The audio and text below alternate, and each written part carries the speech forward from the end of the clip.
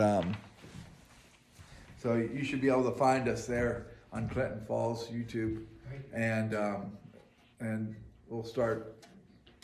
We have a few missing that are on my page. If you went to my page on YouTube, you would find the other messages, but I got messed up and started doing it on the wrong page, and so you guys weren't able to find them on YouTube, but you could find them on. If you had Facebook, you would have been able to find them in there, but now we're on the right page and we'll be just fine now. Oh. All right. Let's see here. Thank you, David. Yeah.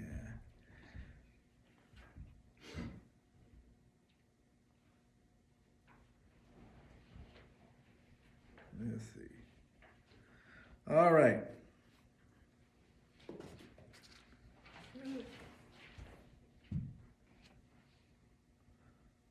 Let's go back to the very beginning of the lesson. All right. Nope.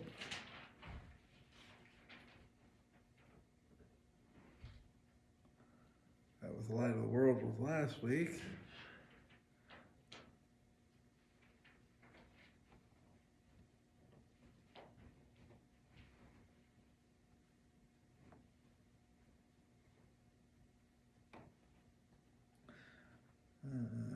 Okay, there we go. What?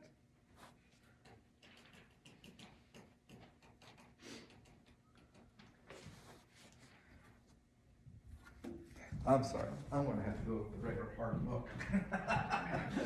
It seems like my method, the one lesson is not didn't appear. I don't know. And I'm not gonna waste any more time with that, so, let me get on page. Yeah, it seems to skipped the one, and I don't know.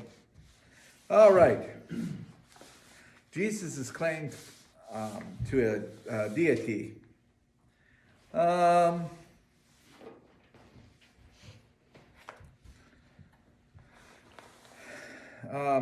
Okay, who'd like to read verses 48 through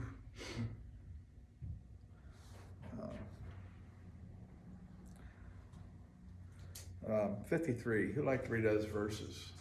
48, go ahead, Danny. Then answered the Jews and said unto him, Say we not well that thou art a Samaritan and hast a devil?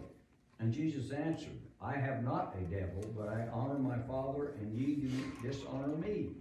And I seek not my own glory, there is one that seeketh and judgeth. Verily, verily, I say unto you, if a man keeps my saying, he shall never see death.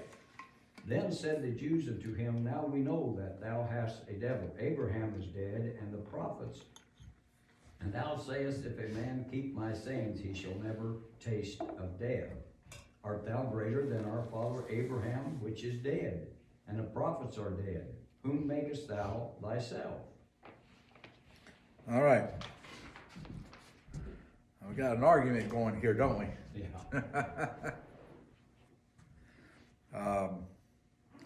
What are the Jews claiming? Then answered the Jews and said unto him, Say we not that, that thou art a Samaritan and has the devil? The Jews, a lot of times, we'll get an argument. And when we run out of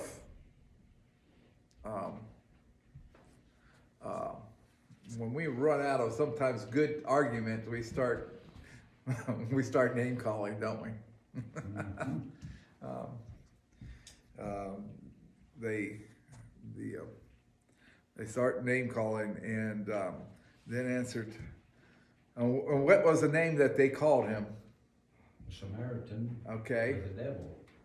So they were claiming that Jesus was a Samaritan and a devil, and had a devil. Jesus was not a Samaritan. He was a Jew, born out of the household of David.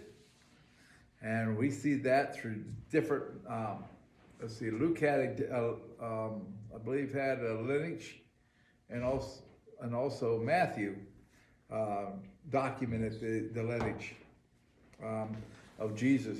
He was definitely not a Samaritan.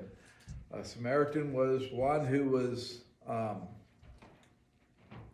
had Jewish blood in him, but he had also a Gentile blood in him. They were not of pure blood, and you know, well, you're not pure blood, and you're not Jewish, basically. And not only that, you have a devil in there. And here you're talking about being, you're talking about the Father here, and you had nothing to do with the Father. You have a devil in you, and so they were really, and they were throwing false accusations out.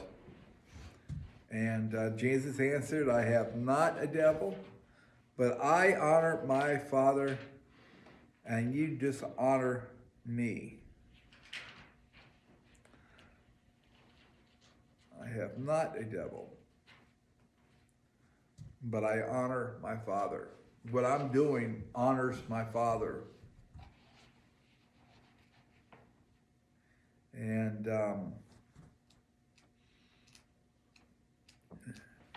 And he claimed, and he's saying, you're dishonoring me.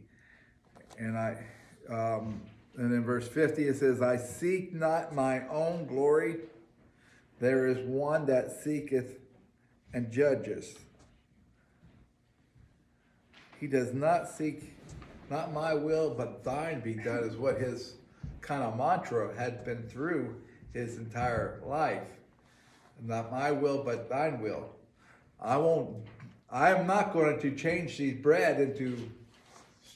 stones into bread, because that is not my will. And that's just pleasing myself. It's always pleasing God. One of the traits that we are to have is to be selfish, put me first. No, it's one of the traits we have is to please the Father. That's one of the main ones that we are to try to please is the Father. Seek not my own glory. There is one that seeketh and judges.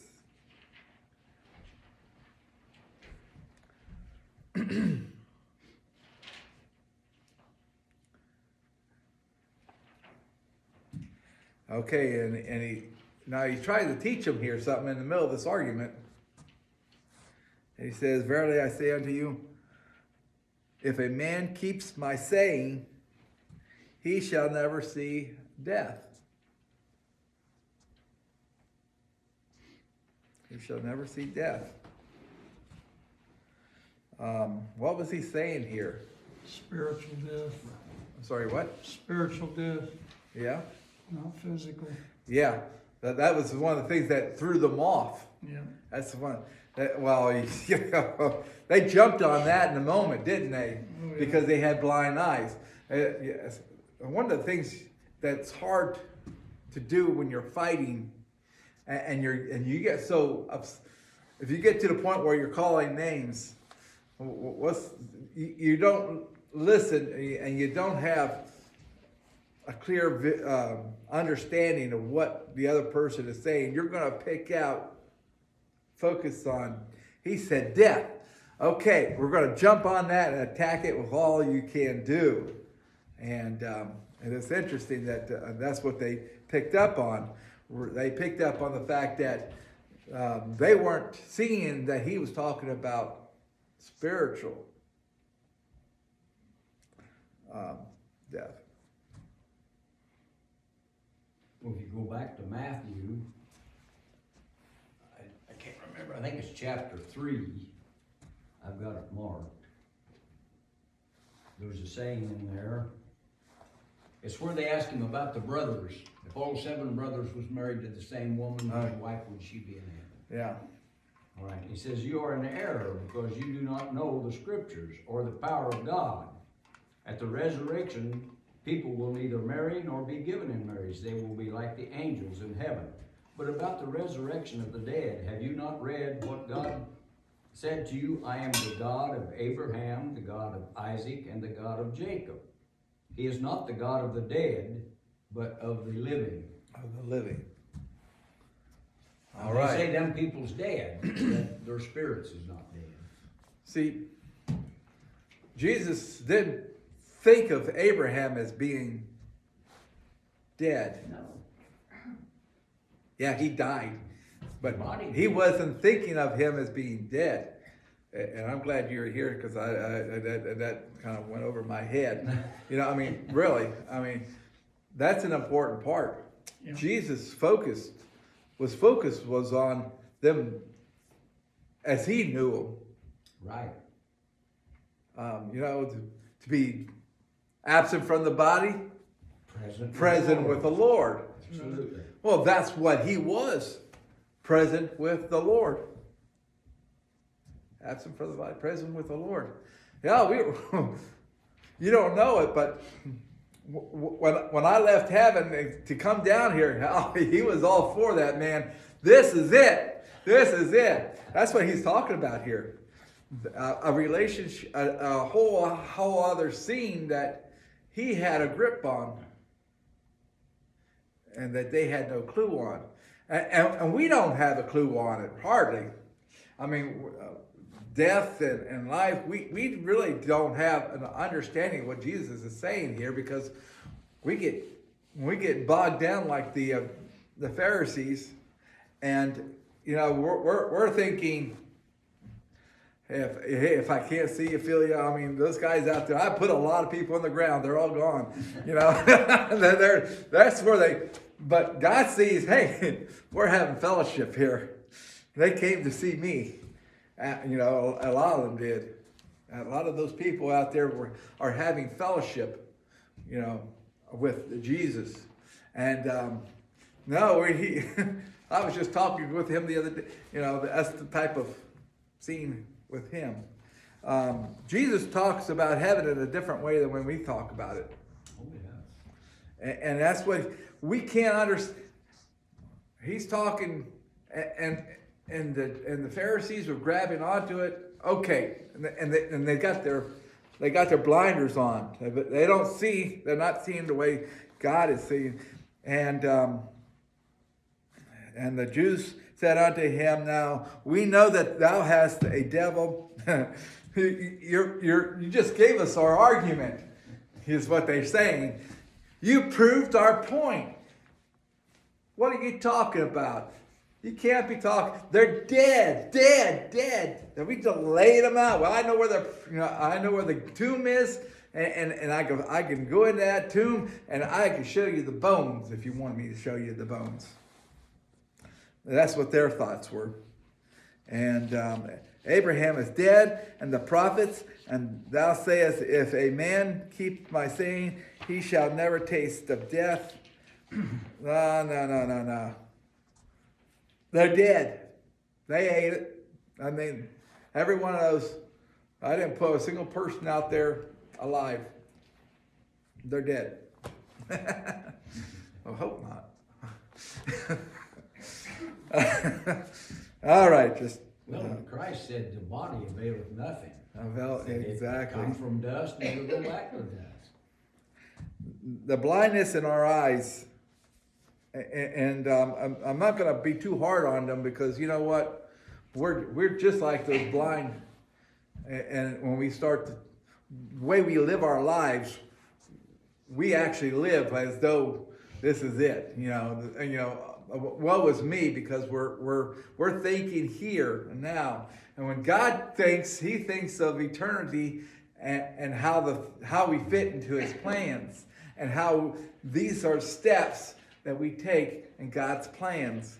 And here we get bogged down in these details, and we miss it. And we miss it just like these guys are missing it. Art thou greater than our father Abraham, which is dead? And the prophets are dead. Who makest thou thyself? You know, these guys are dead. Now, Jesus is going to attempt to take them past their blinders and show them a light here. And this is going to be an attempt that Jesus is going to try to teach. And here, and Jesus answered in 54, if I honor myself, my honor is nothing. It is my Father that honoreth me, of whom ye say that he is your God.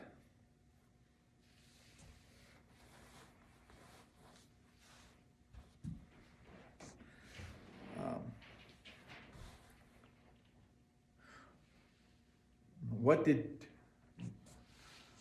did God the Father say at the baptism of Jesus? This is my son, in whom I am well pleased. This is my beloved Son, in whom I am well pleased. Yes. If I honor myself, my honor is nothing. It is my Father that honoreth me, of whom ye say that he is your God.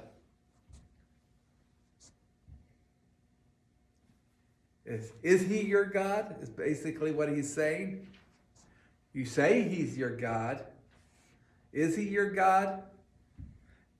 If he is your God, is what he's saying, yet ye have not known him, but I know him. And if I should say I know him not, I should be a liar like unto you, like you guys are. But I know him and keep his saying. For me to say that I don't know God would be lying. I know God. We're father and son. He sent me. I honor him. I do the things that he wants me to do. We have a relationship, and I'm doing it. And to deny that would make me a liar. In other words, you guys are the ones who are liars. You don't know the Father.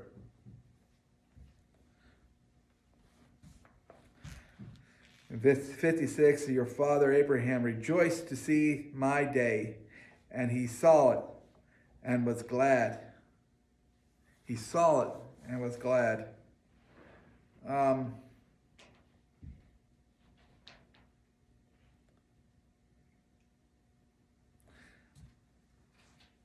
My personal thoughts on this verse here, I think, is that Abraham could witness this event. Whether he said goodbye to him before before he came to earth, we don't know the limitations of what the spiritual world is, because he listens to my prayers, he listens to your prayer at the same time. So we don't know, his capabilities, what he's able to do. And my opinion is that he saw Jesus going down, and at this moment, I think he is witnessing what Jesus is doing here on earth, and is rejoicing. This is it. This is what God had planned, and that's my boy. I have all 7 of my grandkids here yesterday, and You know, I'm just as pleased as happy with all of them because you know what? They're all my boys and girls, and and that pleases me when one does exceptionally well. When one is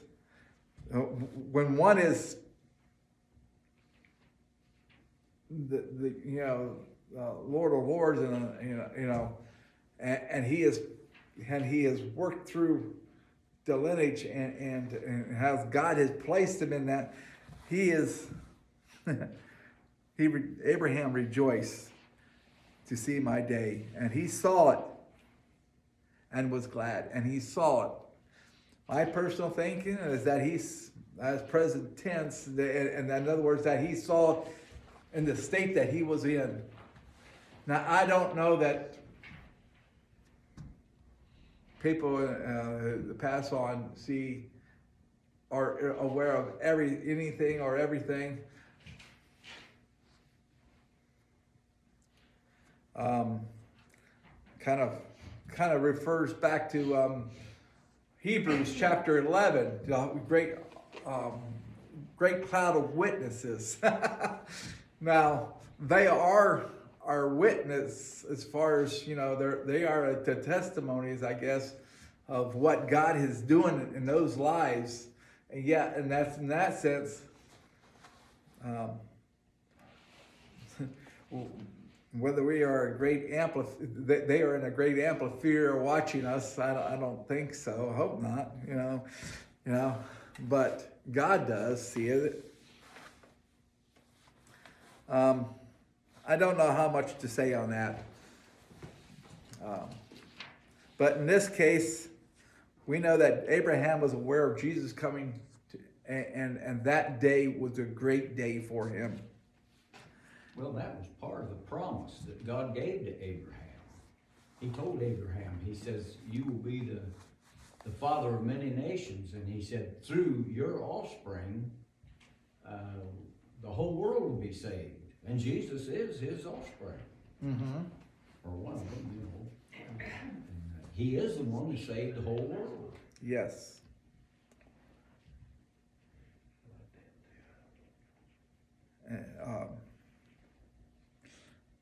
Okay. This is a great, the whole Bible is focused on the person Jesus Christ. Yes, it is. And you can see the Old Testament leads up to Christ. The New Testament is the plan of fulfillment of that, and also whets our appetite for the future of that. And that gives us the hope. And the central theme of that is the Lord Jesus, and of course the Jews missing it.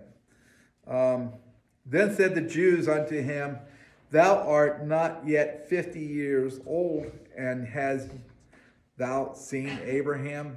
We know they said 50 years old. They gave him the benefit of doubt of being having a little age on him. He was only 30 years old. But he said, you're not even yet 50. And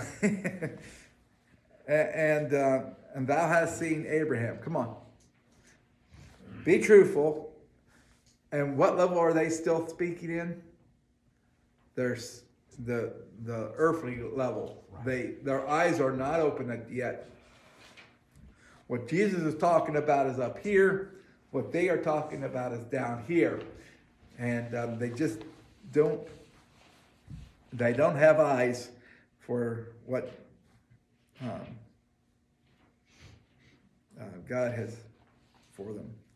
Jesus said unto them, verily, verily, I say unto you, before Abraham was, I am. It's interesting that he used that phrase. It's the same phrase that God who spoke from the burning bush, the same phrase that I tell them I am has sent you. Before Abraham was, I am. And I'm not very good at explaining much more about the past tense, present tense, and the future tense. But the fact that is, it's not I was, but I am. I am. He's the great I am, past, present, and future. He but he was an M, you might say. Then took they up stones to cast at him, but Jesus hid himself and went out of the temple, going through the midst of them, and so passed by. Now, I don't know. I'm not getting off of the left here, but I'm thinking you're in the temple here, and this guy has claimed to be God. They have their earthly eyes on, and they can't get past the fact that he was talking about being God. But they understood at this point that he was saying that he was God. What? That's it. That's it. He claiming to be God, we're going to stone him. Now that would have been perfectly right if the fact that if he was lying. That would be a right call. But the fact that he was telling the truth. Some people just won't accept the truth. My question here is, they're in the temple. Where do they have the stones at? Do they have stones in the temple? Do you remember any story of having stones available for you in the temple? Okay. I'm just thinking, sometimes we think about, you think about it, I mean, are there corners full of stones? And when somebody blasphemes, they go to the corner and, okay, I'm going to go get my stone right now, and I'm going to start throwing it at you. I may be getting completely offy here, but Well, they didn't have cement floors, so there might have been small stones laying around. I think they were looking for big stones, man. I think they were looking for baseball-sized stones to cast. Something that they can really, or even bigger. And they just want it.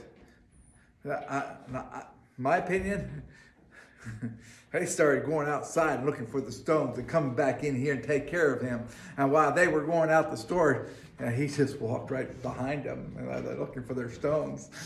I don't think they even seen him walk out. Yeah, but His time yet wasn't. That's right. that's exactly right. But I just read that and it says, well, do they have the stones in the temple? I don't really think they had piles of stones there just in case somebody gets up, starts speaking off the, that's my opinion. I mean. Well, you can find several places in the Bible that seems a little weird. Yeah.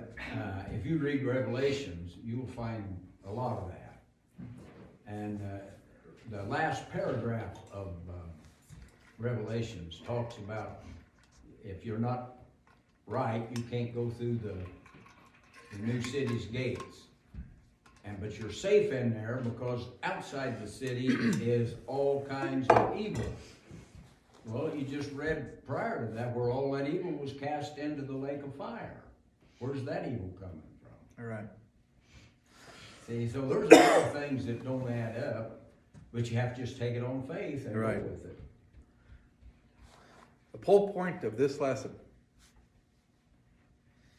is the fact, who was Jesus Christ?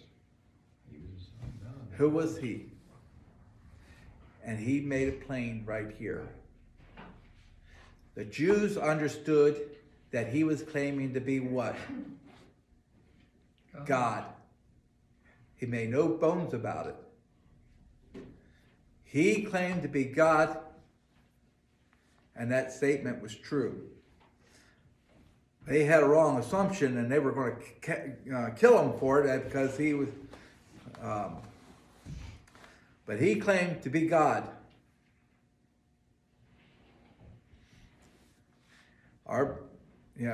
People ask, well, who's Jesus Christ? Well, he's a good teacher.